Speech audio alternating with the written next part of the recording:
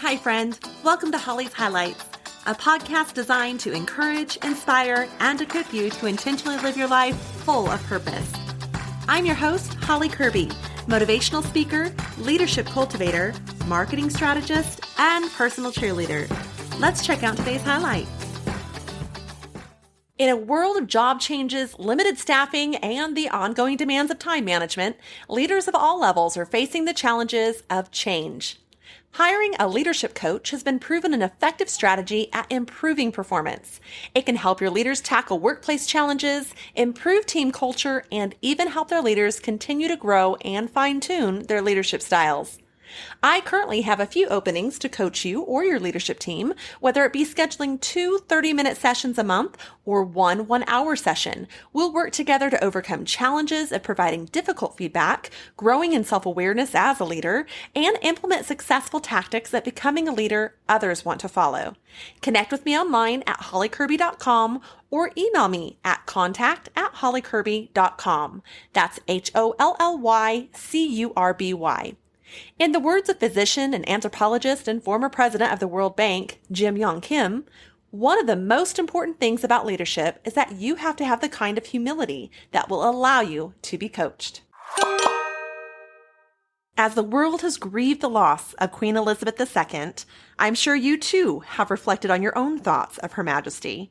I have always been enamored with the royal family, from Princess Diana and her elegance and edge, to the intriguing upbringing of Prince William and Harry, to, of course, the additions of Princess Kate and Meghan.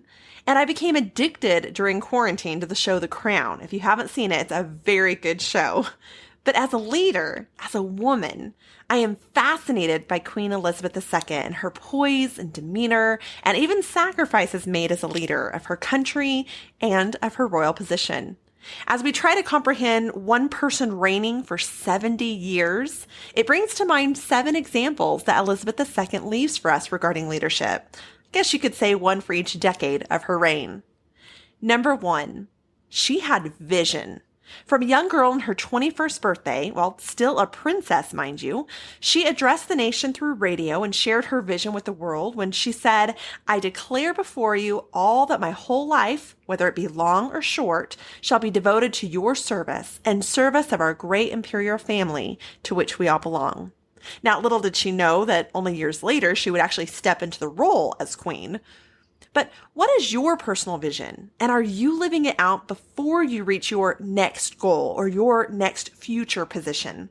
My brother once shared with me some advice of, you are always interviewing for your next job, whether it be a promotion within your company or preparation for another. So having a personal vision provides that clarity and even helps you set boundaries for living out your values, pressing into your strengths, and striving to accomplish your goals. Number 2. She led by example. During World War II, she chose to train alongside other British women so that she could become an expert mechanic and a driver. Now, something she didn't have to do. Keep that in mind. And when most retire at age 65 or so and enjoy the fruits of their labor, well, Queen Elizabeth II worked 40 hours a week well into her 90s, with on the very last act being, just days before her passing, appointing the new UK Prime Minister. So Queen Elizabeth seems to have lived out such exemplary leadership in keeping to her obligations and commitments even up to the end. Now, there's something to be said for following through, for keeping one's promises and setting and leaving a legacy through one's example. Look at your own life. Are you leading by example? Whether that be to your spouse, your children, your grandchildren, or even future generations to come. Maybe it's to your coworkers, your neighbors, your friends. Do you live by a motto of do what I say, not what I do? Or a mindset that I will never ask you to do something that I'm not willing to do myself?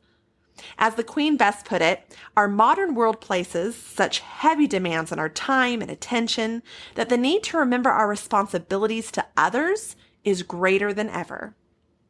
Number 3, she cared for others. As her motto went, respect and be respected. Now, reports from those who have worked close with the royal family have shared how the Queen treated them with care, of that respect that she quoted. She'd show appreciation by inviting them to attend a party or a ball. She'd treat them to experiences such as first-class travel and fine cuisines, the best restaurants ever. She'd even hand present a Christmas gift to each one of them each year. According to an article by Grace Turney in August 2022, she even danced with a butler once. And when onboarding new staff, she would learn something about them to stir casual conversation and basically just hopes of making them feel welcomed and make them feel at home. So how can you get to know your team? Not be so operationally focused that you haven't a clue what's going on in their personal lives, but how can you really get to know them? Take them to lunch. Go sit in their office. Invite their family over for a meal. I've had the pleasure of working with a team before that we were so a part of each other's lives that we knew what was going on each week at home. We still keep up over 20 years later, attending weddings and funerals and get-togethers for dinners. People know when you're showing care because you have to versus genuine care because you want to and you value them as a person. Number 4, she mentored others.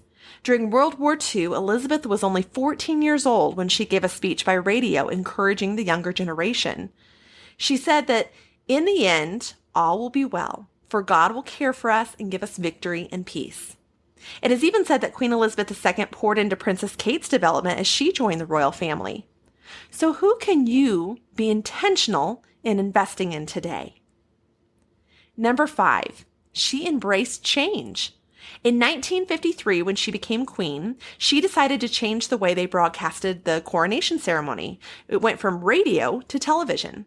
She went on to embrace change as a result from learning from failures after she took the traditional approach of grieving privately for Princess Diana's death, and it came across, as editor Dan Milmo put it, a lack of caring. So it was then that she took that and changed that to see how her people needed to know how she was responding emotionally. Well, it was taking that and involving the people there with her family that in 1997, it resulted the launch of the first royal website. Now, not too long after that would be the continued embracing of change, specifically in technology, with the royal family's Twitter account and then an Instagram account, and now even having a YouTube channel. And thanks to COVID, the Queen is reported to even having embraced the change of joining the rest of us in using Zoom to conduct many of her meetings. And yet, even amongst all the change, she would still show value to the past. As she shared, "As I look to the future, I have no doubt at all that the one certainty is change. But I do not think that we should be over anxious. We can make sense of the future if we understand the lessons of the past." Embracing that change while showing value for the past. Change is hard. So what changes are you facing in life right now, big or small? And how will you approach them? How will you press into them? And how will you persevere even as a result of them? As the Queen put it, it's worth remembering that it is often the small steps, not the giant leaps, that bring about the most lasting change. Number 6, she had tact. The New Yorker shares of an encounter between conservative cabinet minister Alan Clark and, of course, Queen Elizabeth, to where Mr. Clark wondered, is she really rather dull and stupid? Or is she thinking, how do people as dull and stupid as this ever get to be ministers? Well, I feel I can relate with this one, as I've been in meetings before where I feel underestimated, even undervalued. But in my head, I refrained from sharing what I felt or knew because I didn't want to hurt another or make them feel or look stupid by correcting their inaccurate information. I tried to walk away from the discussion having ensured they were walking away with their dignity. So how can you be mindful of showing tact in how you show up this week? My brother has shared with me a tip dealing with people or tough conversations. Let the wise person show up, not the foolish. And my dad would always tell us kids, we have 2 ears and 1 mouth for a reason. Listen more than you speak. The Queen once shared, we may hold different points of view, but it is in times of stress and difficulty that we most need to remember that we have much more in common than there is dividing us. Now, a good way of applying this as a leader is to remember and remind those you lead that we're all on the same team. Number 7, lastly, she had hope. So many of us are burnt out, whether undervalued or underpaid, overworked, or just over it. Queen Elizabeth II saw her fair share of conflicts too that could have had her feel like enough was enough. The rumors of her husband's infidelity, the loss of her grandchildren's mother in a tragic accident, the public scrutiny of her children and their involvements and/or relationships, the departing of her grandson from the royal obligations. And yet, she pressed on as she shared, "It is through this lens of history that we should view the conflicts of today and so give us hope for tomorrow." So, my friend, what situation are you dealing with right now? Perhaps you're understaffed, turnover in leadership, a PR nightmare going on. How can you overcome the obstacles? How can you motivate? How can you encourage? How can you re-energize your team? How can you embrace hope? If I had but one description of Queen Elizabeth II, it would be that of a servant leader. Leadership is challenging, it's demanding, and it can be a thankless role. But as Queen Elizabeth II is well known for saying, when life seems hard, the courageous do not lie down and accept defeat. Instead, they are all the more determined to struggle for a better future. So, as in these final days, we pay respects to a woman who served well, may we learn from her the importance of having a vision, the significance of leading by example, the power of caring for others, the value of mentoring others, the urgency to embrace change, the influence of extending tact, and the worth of clinging to hope.